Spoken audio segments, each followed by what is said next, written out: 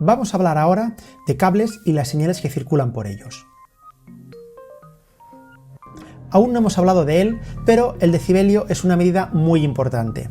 Es tan importante que hasta hay un montón de decibelios diferentes. La palabra decibelio viene de deca, de 10, y de Bell, Alexander Graham Bell.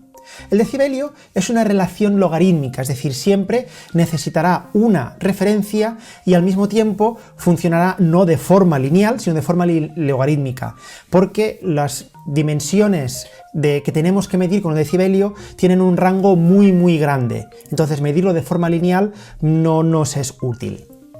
Los tres tipos de decibelios más importantes con los que nos vamos a encontrar, en principio, son los dBu, dBFS y dBSPL. Los dBu, o voltaje analógico, es la forma típica de medir el voltaje que circula por los cables de audio analógico. Los dBFS son los decibelios que nos encontramos principalmente en todos los Digital Workstation, es decir, todos los programas de audio del ordenador, donde en este caso el 0 es el máximo posible, nunca podremos rebasar el 0 será nuestro tope. Sin embargo, también están, ya pensando en el mundo real, los dBSPL, es decir, a nivel de presión sonora, Sound Pressure Level, que en este caso el 0 es todo lo contrario, el 0 es nuestro suelo, ¿no? El menor audible por el humano, y a partir de ahí van subiendo. Por eso muchas veces el volumen parece que en el ordenador, en los programas de audio, funciona al revés, ¿no? De números negativos hasta el 0, mientras que en el mundo real hablamos de 0 hacia arriba.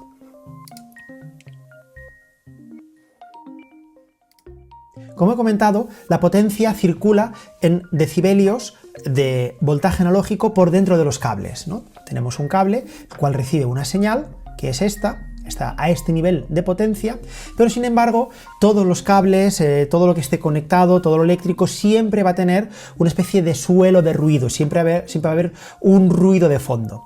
Lo importante es el signal to noise ratio, es decir, qué relación hay entre la señal y el nivel de ruido. Cuanto mayor sea la distancia, siempre mejor, ¿vale? Siempre se dirá que el cable es de mejor calidad si nuestra señal, nuestro ratio es mayor.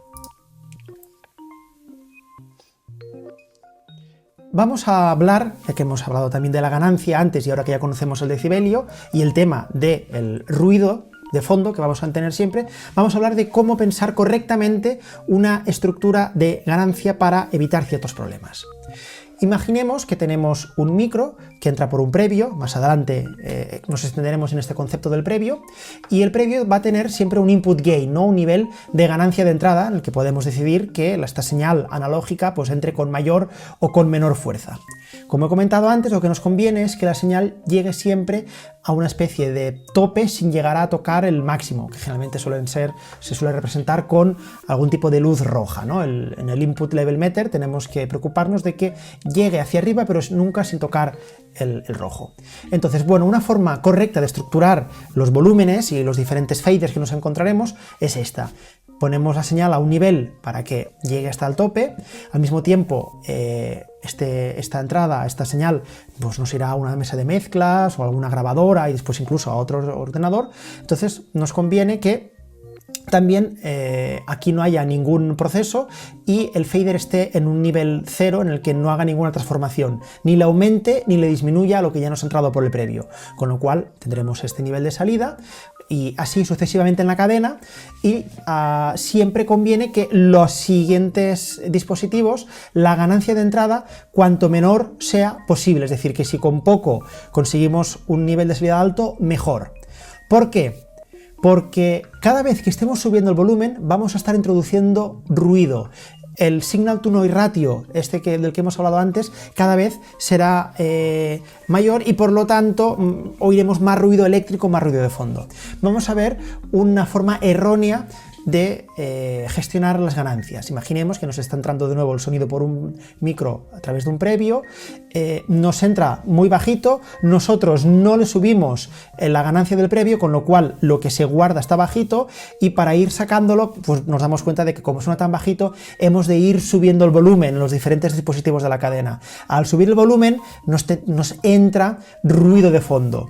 Al mismo tiempo, aún así no lo hemos subido suficiente y cada vez que va pasando por diferentes sitios o o incluso al final el volumen también del altavoz, pues tenemos que ir siempre subiendo la ganancia, con lo cual el ruido cada vez es mayor.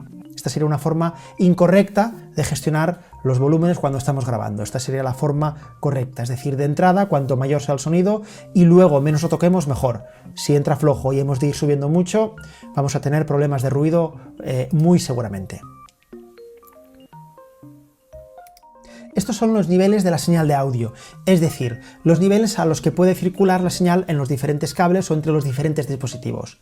Hemos hablado al principio, antes cuando hablábamos del previo, que lo que hacía era subir el nivel que nos entraba por el micro porque solía estar bajito, ¿no? Y lo sueles subir al nivel de línea, y es el nivel de línea al que se mueven los diferentes dispositivos electrónicos cuando entablan, como dijéramos, conversación entre ellos, ¿no? Es el nivel que esperan sacar y esperan recibir.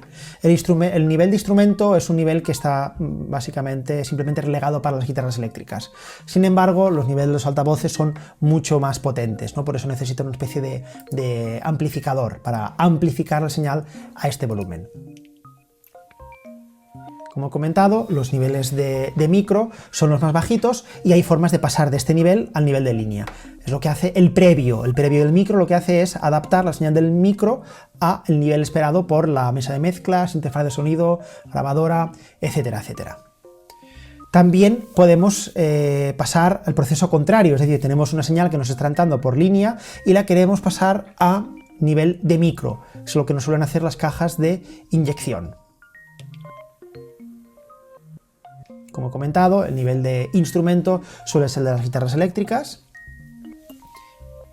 y el nivel de línea es en el que los diferentes dispositivos de proceso de sonido, pedaleras de efectos, interfaces de sonido, mesas de mezclas, etcétera, etcétera, esperan recibir esta señal. La señal de línea, para pasarla a un nivel de altavoz necesitamos por el medio una especie de amplificador o etapa, no puede salir directamente. Otro concepto importante, aparte del de los decibelios, cuando estamos hablando de cables, es el concepto de los cables balanceados o no balanceados. Como hemos visto, cuando estamos grabando a veces es una especie de lucha constante contra el ruido. Y hay algunos cables que nos pueden ayudar a eliminar el ruido. Imaginemos una señal original.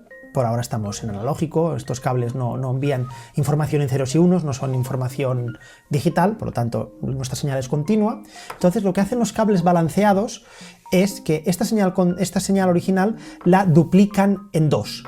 Hacen la señal de nuevo original tal cual, que sería esta roja, y otra que es la señal invertida, y van por dos carriles diferentes. El propio cable pues va a verse expuesto a ruido, con lo cual esta señal, que aquí está tan limpia y tan pura, cuando llegue al otro extremo del cable pues va a tener pues un ruido que se le ha añadido a esta señal, nos la habrá transformado. El ruido habrá entrado por igual a las dos señales. Sin embargo, lo que hacemos ahora lo que hace un cable balanceado es invertir de nuevo la señal, con lo cual la señal vuelve a estar en su forma habitual, pero el sonido, cuando estaba por aquí arriba y cuando estaba por aquí abajo, pues al invertirse estará del revés, y cuando se suma lo que aquí estaba por arriba, pero este que estaba por arriba ahora está por abajo, estamos sumando señales que son contrarias, con lo cual el ruido se anula entre sí y la señal está limpia, pero el sonido está anulado. Eso nos lo producen los cables balanceados, que serán cables siempre que tendrán tres conexiones para que pase el sonido por la forma original, el sonido invertido y una conexión llamada de tierra. Pero podemos pensar, bueno, pues lo importante es utilizar siempre cables balanceados y no utilizar nunca los no balanceados. No es tan sencillo, porque para utilizar un cable balanceado, los dos extremos tienen que emitir una señal balanceada y desde el otro lado esperar recibir una señal también balanceada. Con que uno de los dos extremos o no emitan balanceado o no espere recibir una señal balanceada, no nos sirve de nada utilizar un cable balanceado. Entonces, en esos casos, con utilizar un cable no balanceado no habrá problema.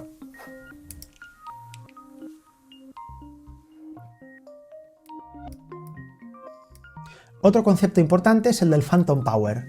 Es decir, Phantom Power es por la necesidad que tienen algunos micros de recibir también energía eléctrica. Entonces esa energía eléctrica es llamada Power, el Phantom Power. Suele ser unos más 48 voltios y suele ser necesario como norma general en los micros de condensador y no así en los micros dinámicos. Como una regla importante a recordar siempre, hay que tener en cuenta que no conviene aplicar Phantom al quien no lo necesita. Es decir, si un micro no necesita energía Phantom, no conviene aplicársela. La mayoría de interfaces de sonido o mesas de mezclas tienen un botón para activar o desactivar la energía Phantom por cada una de sus entradas.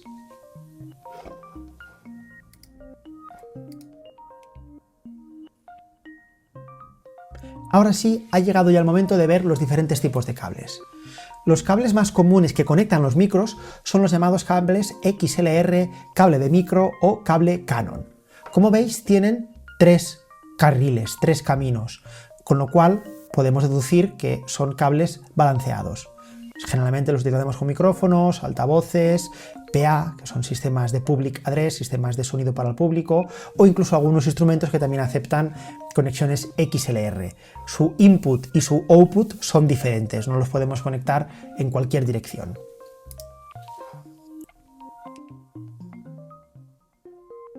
Antes de empezar a hablar de las conexiones tipo jack, conviene que veamos cómo funciona, si son balanceadas o no balanceadas según el tipo de conexión. Como he dicho, los XLR siempre son balanceados, pero los jack no siempre. Habréis visto que los jack muchas veces tienen como una serie de rayas entre medio, lo cual lo que hacen es separar los diferentes carriles por los cuales puede ir la señal de audio. En principio, este tipo de cable es un cable no balanceado, porque solo tiene dos carriles, no tiene tres. Uno nos lleva señal de tierra y el otro nos lleva el audio, solo habrá un canal por aquí. A partir de aquí ya tenemos cables balanceados, porque tenemos tres carriles como mínimo, pero este tipo de cable, por aquí, por estos carriles figura pues primero la señal de tierra, luego derecha y luego izquierda, o si lo queremos utilizar como cable balanceado solo podrá ser conectado a salidas balanceadas mono, es decir, que solo emitan un canal de audio, no en estéreo, no dos. Si está transmitiendo audio por todo, no puede duplicar la señal. Por lo tanto, cuando utilizamos un cable de este tipo y estamos transmitiendo señal en estéreo, funcionará como no balanceado, pero cuando utilizamos un cable de este tipo y simplemente hay una única señal, sí que funcionará como cable balanceado. Los cables de jack que tienen 4 carriles son para conectar también, aparte de izquierda y derecha y la señal de tierra, para conectar también una señal de micrófono. Suelen ser habituales en muchos auriculares de diadema que al mismo tiempo tienen un micrófono incorporado. Entonces, el cable de jack o un cuarto, o también conocido como TRS o estéreo, es el que tiene esta forma y a veces también tiene su versión en pequeñito o llamado mini jack o de altavoces, un octavo, 3,5. Este cable suele utilizarse con instrumentos o también para conectar entre sí diferentes dispositivos de audio, como pueden ser mesas de mezclas, interfaces de sonido, pedales de efectos, etcétera, etcétera. Y tiene algunas pequeñas curiosidades. Puede ser que nos sea interesante a veces comprar un extensor porque el cable que tenemos no llega, o al mismo tiempo pensar en lo que se llaman insert cables, que son cables que lo que hacen es separar la señal en dos, ¿no? de un único cabezal a dos, de un único cabezal estéreo a dos cabezales mono.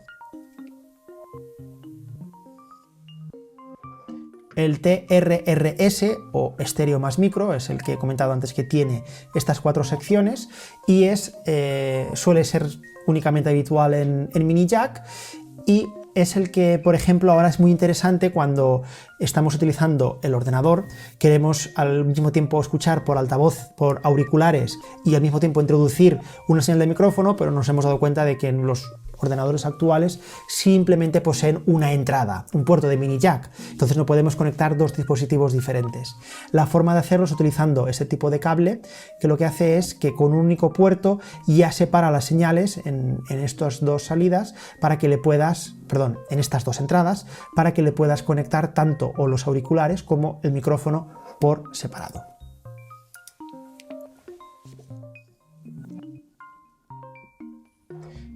El tipo de cable TS o mono o jack, también funciona en jack o mini jack, es un cable no balanceado que únicamente lleva una única señal de sonido. Aquí no hay estéreo, solo hay un único canal. También es probable que nos encontremos todavía con este tipo de cables, los llamados RCA, también de nuevo son cables no balanceados, que tienen diferentes tipos de combinaciones, ¿no? Según si tenemos dos entradas y dos salidas, o a veces se combinan con un mini jack, o bueno, tenemos también este tipo de combinadores de señal. Este tipo de cables no son habituales en estudios de grabación, no se utilizan para grabar, sino que son más utilizados en el mundo de los DJs o quizá para llevar la señal del ordenador o del DVD o de lo que sea a nuestro equipo de sonido. Funcionan más para la reproducción del sonido, no tanto para la captación del mismo. También es probable que alguna vez nos encontremos con este tipo de cables, el Spicon, o también conocido como Neutrix, porque es una de las marcas más importantes, que se suele utilizar en altavoces o amplificadores que suelen llevar pues bastante potencia. Estos a veces tienen transformadores también a jack y este tipo de conversores, o incluso también a XLR, como es el caso de este. Ahora sí, hasta ahora hemos estado hablando de señales siempre analógicas. En este caso, este tipo de cables son cables que llevan señales digitales. Cada vez están también más en desuso porque han sido superados por otro tipo de tecnología que ahora veremos. Pero bueno, generalmente alguno de vosotros os habéis topado con algún tipo de este cable. Tenemos los cables coaxiales, que son muy parecidos a los RCA, pero no entran en este tipo de conexiones, sino que tienen que entrar en las conexiones digitales. O también cables llamados ópticos, Toslink o ADAT, que entran en este tipo de conexiones, incluso el BNC o Word Clock.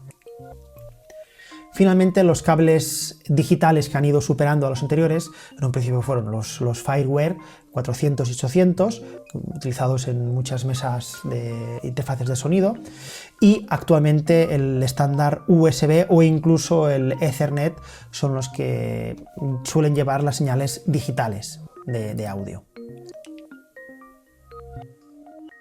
Hay algunos cables de imagen que también llevan audio por sus autopistas, hay otros que no. De los cables de imagen típico, bueno, pues el VGA sabemos que lleva imagen pero no audio, sin embargo la HDMI ya empieza a llevar audio. Es un tipo de conexión que nos podemos encontrar habitualmente en videocámaras o otros dispositivos de imagen. Otros más antiguos que solo llevan imagen son, bueno, el Euroconector o el RCA.